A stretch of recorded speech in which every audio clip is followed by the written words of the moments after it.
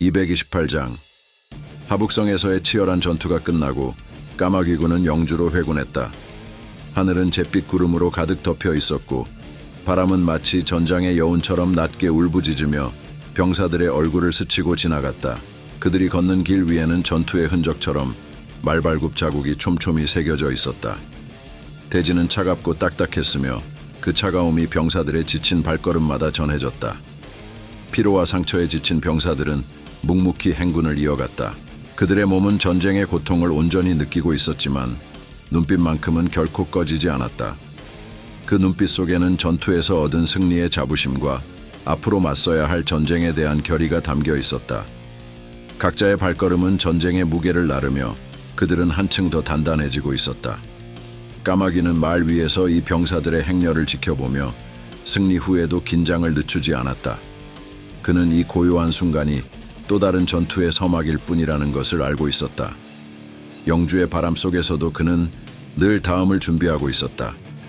까마귀는 선두에서 말 한 장을 단단히 붙잡고 천천히 말을 몰았다. 그의 눈은 멀리 보이는 영주의 성벽을 응시하고 있었지만 그 시선은 성벽을 넘어 더 먼 곳을 바라보고 있었다. 그의 얼굴에는 오랜 전투와 행군에서 묻어난 피로가 자리했지만 그 아래에는 흔들리지 않는 결단이 자리하고 있었다. 까마귀의 눈빛은 이미 다음 전투를 그리고 있었다. 이번 전투의 승리는 그저 하나의 시작일 뿐이었다. 그에게는 더욱 중요한 목표가 남아 있었다. 요동 고구려의 옛 영토를 되찾는 것. 그것이 까마귀의 궁극적인 목표였다. 그는 이를 위해 치밀하고 철저한 계획을 세우고 있었다. 영주는 고작 시작일 뿐 그는 속으로 중얼거렸다. 그의 마음속에는 이미 요동을 재건할 청사진이 그려져 있었다. 고구려의 잃어버린 땅을 되찾고 새로운 역사를 쓰기 위한 여정은 이제 막 시작된 것이었다. 까마귀는 이내 고개를 돌려 대조영, 생애, 그리고 걸사비우에게 차가운 목소리로 명령을 내렸다. 대조영, 생애의 2군과 걸사비우의 3군은 수진이가 이끄는 영주군과 합류하여 요동의 안동도호부가 있는 신성을 함락시켜라. 그의 목소리는 마치 얼음처럼 차가웠고 그 말에 담긴 결의는 확고했다. 그 누구도 그의 명령에 반론을 제기하지 않았다. 모든 장수들은 까마귀의 뜻을 따르며 그의 전략적 감각과 결단을 믿고 있었다. 대조영, 생애, 그리고 걸사비우는 고개를 숙이며 명령을 받들었다. 그들 또한 그 싸움의 중요성을 알고 있었다. 요동의 신성은 그들에게 있어 고구려 재건의 핵심이었고 이 전투가 그 목표를 이루기 위한 중요한 첫걸음이었다. 까마귀는 그들의 결연한 표정을 보며 다시 한번 마음을 다잡았다. 이 싸움은 단순한 영토 확장이 아닌 고구려의 재건과 잃어버린 역사를 되찾기 위한 운명의 전투였다. 생애는 까마귀의 명령을 듣고 감격에 찬 표정으로 고개를 끄덕였다. 그의 눈은 이미 머나먼 고향 요동을 그리며 촉촉해져 있었다. 드디어 돌아가는구나. 생애는 그윽한 목소리로 중얼거렸다. 그 말 속에는 오랜 세월 동안 간절히 기다려온 순간에 대한 깊은 감정과 기대가 담겨 있었다. 까마귀는 미소를 지으며 생애를 바라보았다. 그래, 드디어 돌아간다.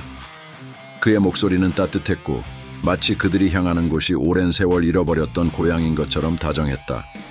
그러나 그 미소 속에는 흔들리지 않는 결의와 앞으로 가야 할 길에 대한 굳건한 의지가 서려 있었다.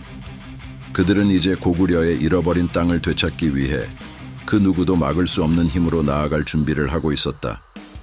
이 순간 그들의 가슴 속에는 잃어버린 고향에 대한 그리움과 새로운 미래를 향한 열망이 함께 불타올랐다.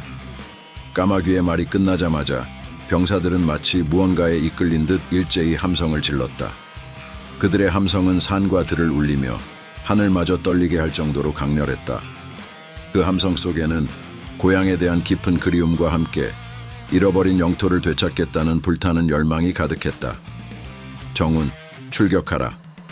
까마귀의 목소리는 불길처럼 퍼져나갔다. 그 목소리는 단호하면서도 강렬했고 병사들의 마음속에 확신을 심어주었다. 병사들은 그 명령을 듣자마자 곧바로 준비를 끝내고 발걸음을 맞추며 다시금 행군을 시작했다. 그들의 마음속에는 결코 물러서지 않겠다는 결의와 함께 잃어버린 고구려의 영광을 되찾기 위한 뜨거운 열망이 타오르고 있었다. 29장. 전쟁의 대지는 다시 그들의 발 아래에서 떨리고 있었고 까마귀군의 행렬은 요동을 향해 거침없이 나아가고 있었다. 영주에 돌아온 까마귀는 요동 정복을 위한 준비에 몰두하고 있었다. 거란과의 동맹을 통해 하북을 장악한 그는 이제 그 성과를 바탕으로 요동을 향해 나아갈 준비를 하고 있었다. 그의 눈은 병사들과 먼 지평선을 번갈아 바라보며 깊은 생각에 잠겼다. 까마귀는 입술을 살짝 떼며 독백하듯 중얼거렸다. 거란과 함께 하북을 장악한 것은 기회였다. 이들을 통해 요동을 공략해야 한다. 돌아가야만 한다. 그의 말에는 확신이 담겨 있었고 그 확신 속에는 더 큰 전략이 숨겨져 있었다. 요동은 고구려의 상징적인 땅이자 그가 잃어버린 고향을 재건하기 위한 필수적인 목표였다. 거란이 화북에서 시간을 벌어준다면 요동을 손에 넣는 것도 꿈은 아닐 것이다. 까마귀는 이제 모든 준비가 갖추어졌다고 느꼈다. 그에게 남은 것은 행동뿐이었다. 그는 눈앞의 군사들과 요동을 향한 꿈을 다시 떠올리며 결전의 날이 다가오고 있음을 직감했다. 영주에 도착한 까마귀는 자신의 막사로 들어가 동향을 지켜보며 세밀한 전략을 구상했다. 그의 눈빛은 결코 흔들리지 않았고 결단은 철저했다. 그는 차분하게 중얼거렸다. 대조영, 생애, 걸사비우 그리고 수진이가 이끄는 영주군과 합류하면 우리는 신성을 함락시킬 수 있을 것이다. 그의 목소리에는 이번 작전에 대한 확신과 성공에 대한 굳건한 다짐이 담겨 있었다. 잠시 후 신하들이 까마귀 앞에 무릎을 꿇고 보고했다. 주군, 병사들은 모두 준비를 마쳤습니다. 명령만 내리시면 됩니다. 까마귀는 그들을 한 차례 바라보더니 천천히 고개를 끄덕였다. 그의 눈에는 차가운 결의가 서려 있었다. 이제 때가 왔다. 그는 신하들을 물러나게 한 후 다시 한번 전장을 떠올리며 요동을 되찾기 위한 치밀한 전략을 마음속에 그렸다. 이번 전투는 단순한 싸움이 아니라 그가 꿈꿔온 고구려의 재건을 위한 첫걸음이 될 것이었다. 까마귀는 천천히 고개를 끄덕이며 말했다. 좋다. 이제 출격할 때가 되었다. 그의 목소리는 마치 전장을 가르는 바람처럼 날카롭고 결심은 더할 나위 없이 확고했다. 병사들을 불러 모아 출정식을 열었다. 전투의 긴장감이 감도는 가운데 병사들은 까마귀의 말을 기다리며 눈을 빛내고 있었다. 그의 존재감은 그 자체로 군의 사기를 북돋웠다. 까마귀는 한 걸음 앞으로 나서며 천천히 입을 열었다. 우리의 목표는 요동이다. 신성을 함락시키고 우리의 잃어버린 영토를 되찾고 더 넓은 땅을 차지하자. 그의 목소리는 강렬했고 그 말은 마치 병사들의 가슴에 불을 지폈다. 병사들의 얼굴에는 결의와 용맹이 가득 차 있었다. 그들은 이제 요동을 향해 나아갈 준비가 되었고 그들의 마음속에는 승리에 대한 뜨거운 열망이 타오르고 있었다. 까마귀군, 출진하라. 우리는 이길 것이다. 삼조고를 높이 들어라. 까마귀의 외침이 하늘을 가르자 병사들은 일제히 함성을 내질렀다. 그들의 함성은 대지를 울리는 천둥 소리와도 같았고 전쟁의 공포를 떨쳐낸 그들의 마음속에는 고향을 되찾겠다는 굳건한 의지가 타오르고 있었다. 가자, 고향으로 우리의 땅을 되찾자. 병사들의 외침은 마치 폭풍처럼 전장으로 퍼져나갔다. 그들은 고구려가 멸망하고 요동을 떠나야 했던 그날의 아픔을 결코 잊지 않고 있었다. 세월이 흐르며 그 아픔은 한이 되었고 그 한은 이제 결의로 바뀌어 그들의 가슴 속에 깊이 응어리져 있었다. 병사들의 눈빛은 불타올랐고 그들은 자신들만의 역사와 잃어버린 고향을 되찾기 위한 전투에 온몸을 던질 준비가 되어 있었다. 그들의 발걸음은 무겁지만 그 무게는 그들이 짊어져야 할 운명의 길이었고 마침내 고구려의 옛 영토를 되찾겠다는 열망으로 가득 차 있었다. 까마귀는 그들을 보며 굳게 결심했다. 이 전투는 단순한 전쟁이 아니라 잃어버린 고구려의 영광을 되찾는 시작이었다. 까마귀의 인도 아래 병사들은 점점 속도를 높이며 앞으로 나아갔다. 그의 목소리는 부드러웠지만 그 속에는 강렬한 결의가 담겨 있었다. 우리는 고향으로 돌아갈 것이다. 그리고 그 땅을 우리 손으로 다시 회복할 것이다.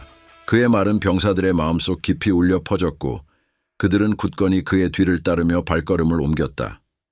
병사들의 발걸음은 대지를 울리는 거인의 발소리처럼 무겁고 단단했다. 마치 그들의 결의를 대변하듯 땅은 그들의 걸음에 진동했다. 그들은 이제 전쟁의 시작을 눈앞에 두고 있었다.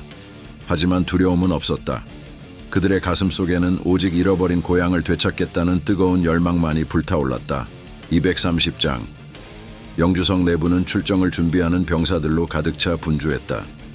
병사들은 무기를 점검하고 말들을 준비하며 마지막으로 필요한 모든 준비를 서두르고 있었다. 그때 대무회가 다급한 표정으로 성주실로 들어와 까마귀에게 조심스럽게 말을 건넸다.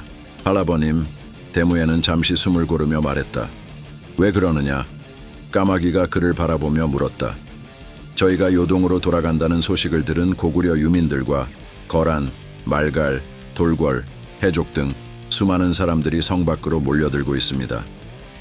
성 밖에서는 수많은 사람들이 몰려와 외치고 있었다. 함께하고 싶습니다. 어디든 함께 가고 싶습니다, 대장군님. 까마귀는 그 소리를 듣고 잠시 말없이 창밖을 내다보았다. 그의 눈에 비친 성 밖의 사람들은 그저 무리가 아닌 잃어버린 고향을 되찾으려는 간절한 마음으로 가득한 이들이었다. 그들 역시 고구려의 재건과 잃어버린 땅을 되찾는 꿈을 공유하고 있었다. 까마귀는 깊은 생각에 잠긴 듯 잠시 침묵을 지켰다. 까마귀군의 목표는 요동만이 아니었다. 까마귀는 성 밖에 몰려든 사람들을 바라보며 복잡한 표정을 지었다. 그의 마음속에는 그들을 받아들일지 혹은 더 큰 부담을 짊어지지 않기 위해 조심스럽게 대응해야 할지에 대한 깊은 고민이 자리 잡고 있었다. 그때 대무회가 입을 열었다. 할아버님, 이들을 받아주십시오. 그렇다고 내칠 수도 없지 않습니까? 까마귀는 대무회의 말을 듣고 깊이 생각에 잠겼다. 우리 주력군과 정착민들을 미리 이동시킨 건 앞으로의 정세가 어찌 될지 모르기 때문이다. 최소 병력만으로 영주를 지키고 이동할 생각이었다. 하지만 이들을 받아들이는 건 큰 부담이 될 수 있다. 그는 그 말 속에서 책임감과 함께 전쟁이 끌어들일 더 큰 위험을 고려하고 있었다. 요동을 공략하는 데 필요한 병력과 자원은 한정되어 있었고 민간인들을 포함시킨다는 것은 그만큼 큰 위험을 감수해야 한다는 의미였다. 그 순간 척후병이 급히 뛰어와 보고했다. 주군, 북쪽에서 낯선 군대가 접근 중입니다. 거리가 그리 멀지 않습니다. 그 소식은 상황을 더욱 복잡하게 만들었다. 척후병의 보고에 까마귀는 즉각적인 결단을 내릴 필요가 있었다. 또 다른 척후병이 달려와 긴급하게 보고했다. 대장군님, 당나라가 노비까지 동원해 건한왕 무유의를 총사령관으로 진자항을 참모 삼은 2차 토벌군을 보냈습니다. 거란군이 대패하여 하북성 북쪽으로 퇴각 중입니다. 이어 또 다른 척후병이 급히 뛰어와 보고를 덧붙였다. 돌궐이 남하하고 있습니다. 측천무후와 거래를 한 것 같습니다. 까마귀는 이 보고를 듣고 고개를 천천히 끄덕였다. 측천무후, 군사적 재능은 부족할지 모르지만 정치와 외교력은 과히 감탄할 만하다. 대무회는 얼굴을 찡그리며 걱정스러운 목소리로 말했다. 북쪽의 돌궐과 남쪽의 당나라군 사이에 우리가 포위된 셈입니다. 어떻게 대응해야 할까요? 까마귀는 깊은 생각에 잠겼다. 그의 눈빛에는 긴장과 결단이 함께 어우러져 있었다. 포위된 상황에서 우리가 가장 잘할 수 있는 건 기동성과 전략이다. 지금 우리의 전열을 정비하고 최대한 빠르게 이 위기를 벗어날 방법을 찾아야 한다. 그는 대무회와 신하들을 차례로 바라보며 말을 이었다. 거랑운과 하북의 자녀 병력이 돌아올 때까지 시간을 벌 필요가 있다. 돌궐과 당나라, 이 두 세력을 동시에 상대하기는 어렵다.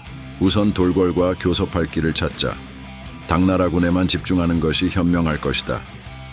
대무회는 할아버지의 냉철한 판단에 고개를 끄덕이며 즉시 병사들에게 지시를 내릴 준비를 했다. 까마귀는 잠시 깊은 고민에 빠졌다.